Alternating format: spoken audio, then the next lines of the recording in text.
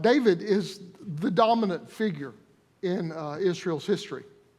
Only Moses has as much written about him as David does.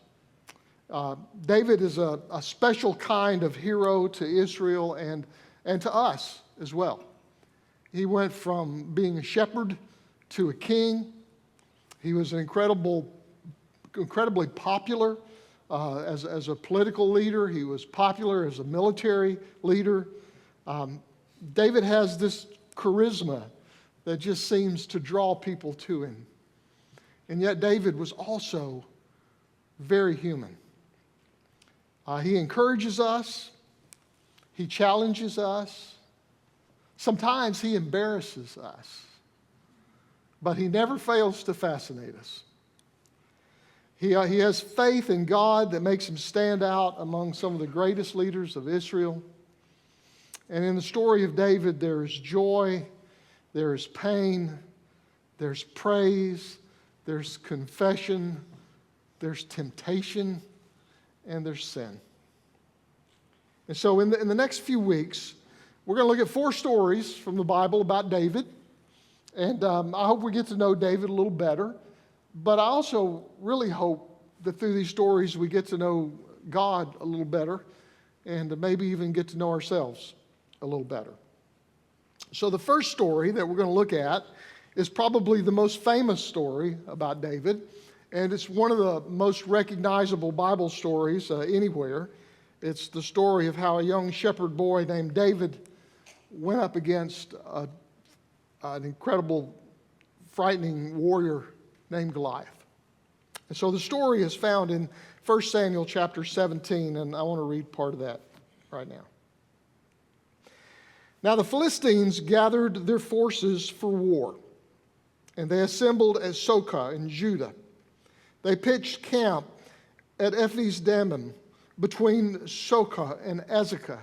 And Saul and the Israelites assembled and camped in the valley of Elah. And they drew up their battle line to meet the Philistines. And the Philistines occupied one hill and the Israelites another, with a valley in between them. A champion named Goliath, who was from Gath, came out from the Philistine camp. His height was 6 cubits and a span. He had a bronze helmet on his head.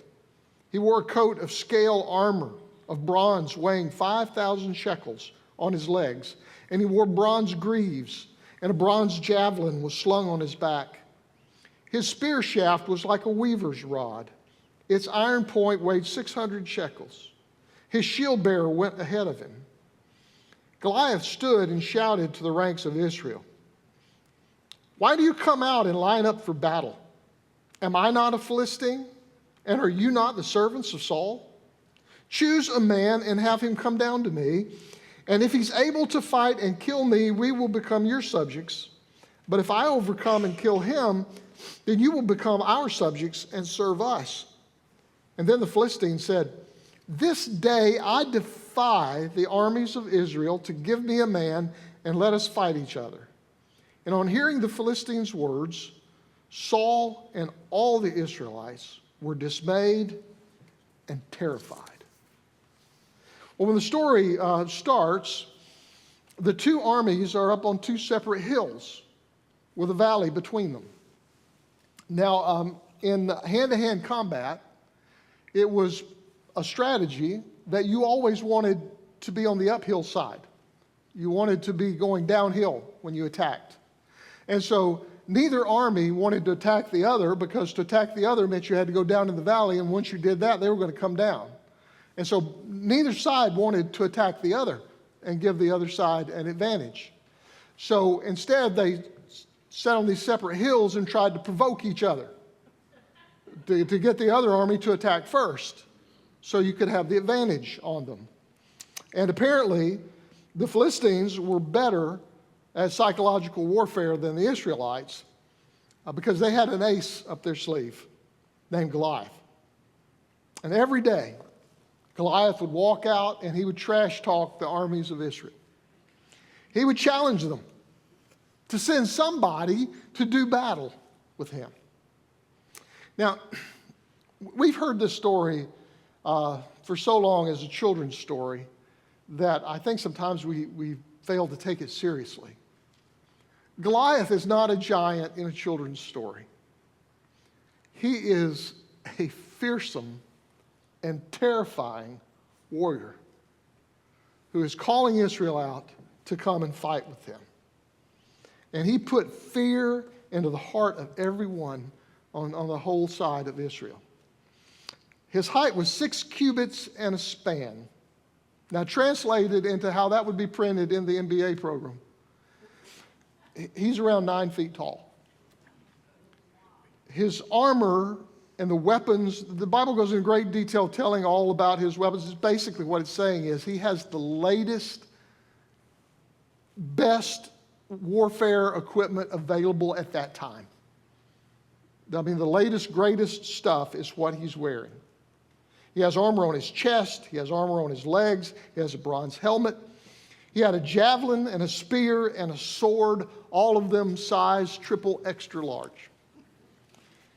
His shield was so big, it took one person just to carry it out in front of him. And every day, he stepped out of the line and he said, I defy the ranks of Israel this day. Give me a man that we can fight together.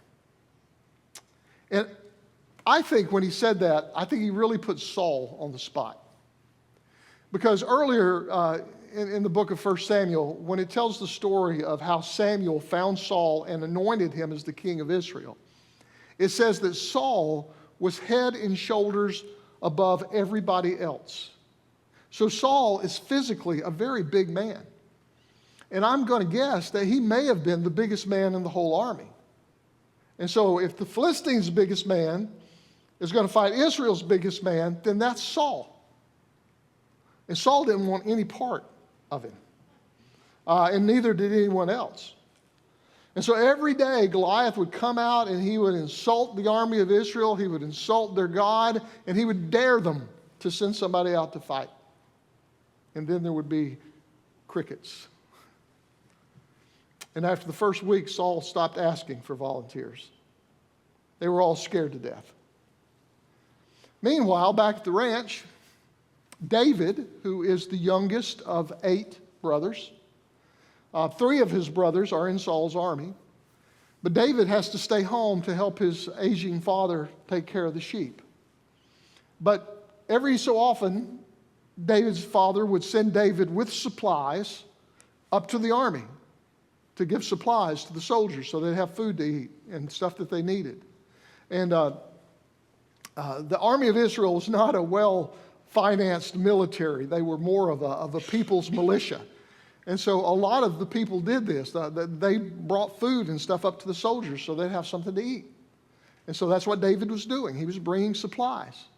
And when he would bring them, he would check on his brothers, see how they were so he could bring word back to his father. And so David got there with the supplies, and while he was there, Goliath stepped out and started trash talking and challenging and inviting somebody to come out and fight him. And David got excited. Now, he was a young teenager. He thought, I'm going to see a fight. And he was all thrilled. He thought he was going to get to see something. But all of Israel's soldiers just looked at their shoes. One guy said, I was going to fight him today, but I got up this morning and my knee was kind of bothering me. So I think maybe I'll wait. And David was appalled. He was absolutely appalled. He said, what would you give me to go out there and shut up this loudmouth Philistine? And his next question was, who does he think he is, taunting the army of the living God? Well, David's oldest brother heard what David was saying, and it made him angry. Now, this is an ancient phenomenon that being the youngest brother in the family, I understand how this works. If you're the younger brother, basically 90% of everything you say annoys your older brother. And so that's what was happening here. David's oldest brother, Eliab, told David to just shut up and go home. And David said, well, just chill out. That's a loose translation of the Hebrew, chill. He said, can a guy ask a question around here? And so pretty soon, Saul heard that there was this young guy out there who didn't seem to be too afraid. And so Saul calls him over, and let me pick up that part of the story. What David said and was overheard and reported to Saul, and Saul sent for him. And David said to Saul, let no one lose heart on account of this Philistine. Your servant will go out and fight him. Saul replied, you're not able to go out against this Philistine and fight him. You are only a young man. He has been a warrior from his youth. But David said to Saul, your servant has been keeping his father's sheep. When a lion or a bear came and carried off a sheep from the flock, I went after it, struck it, rescued the sheep from its mouth. And when it turned on me, I seized it by its hair, struck it, and killed it. Your servant has killed both the lion and the bear, and this uncircumcised Philistine will be like one of them, because he has defied the armies of the living God. The Lord rescued me from the paw of the lion and the paw of the bear. He will rescue me from the hand of this Philistine. And Saul said to David, go, and the Lord be with you. And then Saul dressed David in his own tunic. He put a coat of armor on him and a bronze helmet on his head. And David fastened on a sword over the tunic, and he tried walking around, but he wasn't used to them.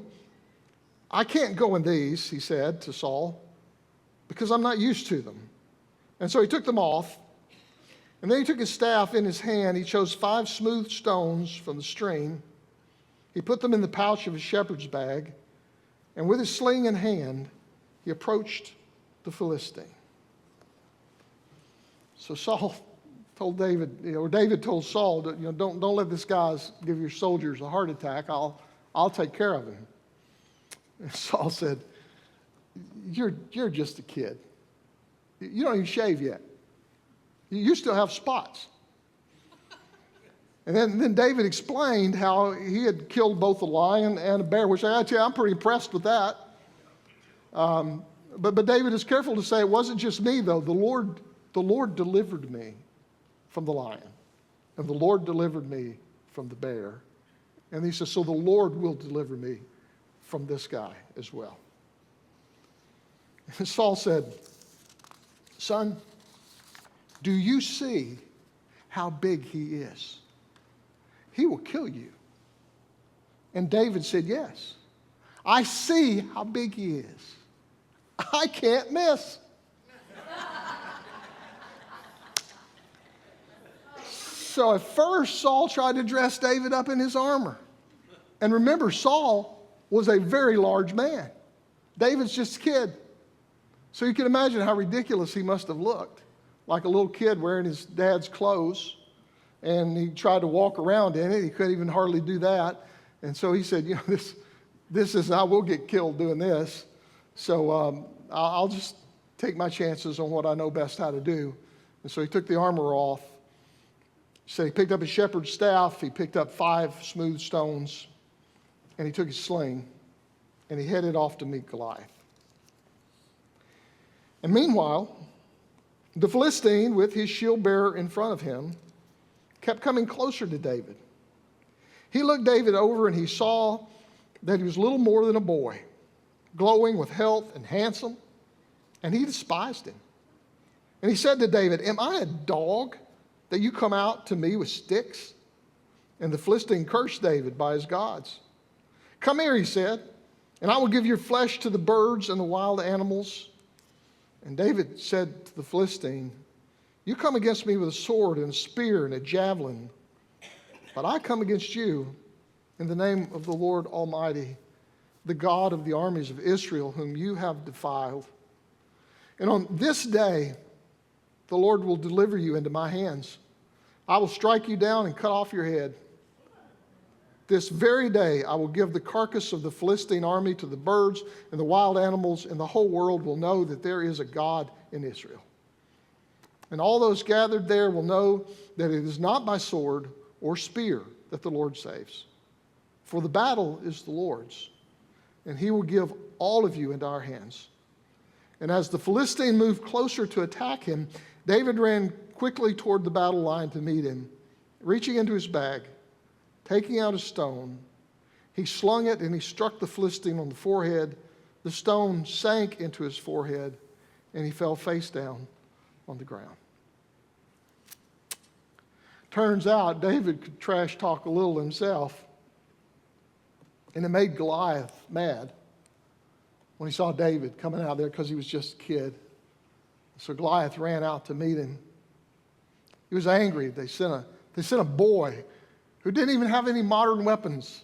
He had a stick and a sling. And I think it's really important to understand that even though the sling was not a modern weapon at that time, it was not, like a little kid slingshot we think of sometimes when you read that. There were actually people in the army who carried slings.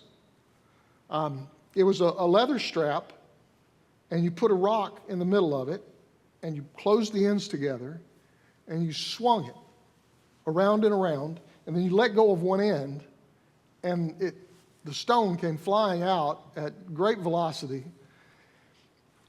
And somebody who knew what they were doing could be very deadly with the sling. Now, it wasn't like, it wasn't the most modern weapon they had. It wasn't, it wasn't like having a sword or any of that stuff, but somebody who knew what they were doing could do great damage with a sling. And so the battle's quick. David removed the stone from his bag. He put it in the sling. He swung it around over his head. He let go, and the stone went exactly where it had to go and hit Goliath in the head, and it killed him. The giant falls face down on the ground. The battle was over, and God delivered David again. Now, David and Goliath is used over and over again in our culture as a metaphor for when an underdog fights somebody that they haven't, or in a sporting event, goes up against someone that they have no chance in defeating. Although sometimes David does win in those analogies. But I think it's interesting that that's how our culture sees it. But if you ask David, he would have told you he wasn't the underdog. Because God was on his side. And God was bigger than Goliath. And so David didn't see it that way at all. And the story is a story of contrasts. It's a contrast between David and Goliath, not just their physical size, but it's a contrast in where they put their faith. Because Goliath put his faith in himself and in his weapons and in his ability to do battle. David put his faith in God. It's a contrast between David and Saul. Because in the story, who really sounds and acts like the king?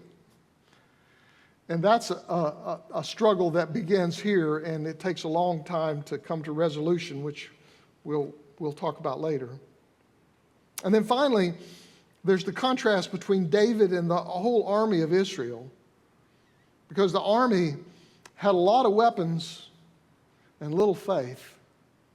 David had a little weapon and a lot of faith. And the story shows us David's bravery. It shows us David's faith. And to me, the bottom line is that we all face difficult things in our lives. There are times when we are scared. There are times we don't know what to do. And David encourages us.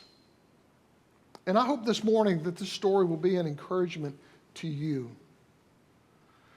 That no matter what giant you may be facing right now, that you know that God is on your side. And that you will face it with courage and with faith. Because God is with you and God loves you. Amen.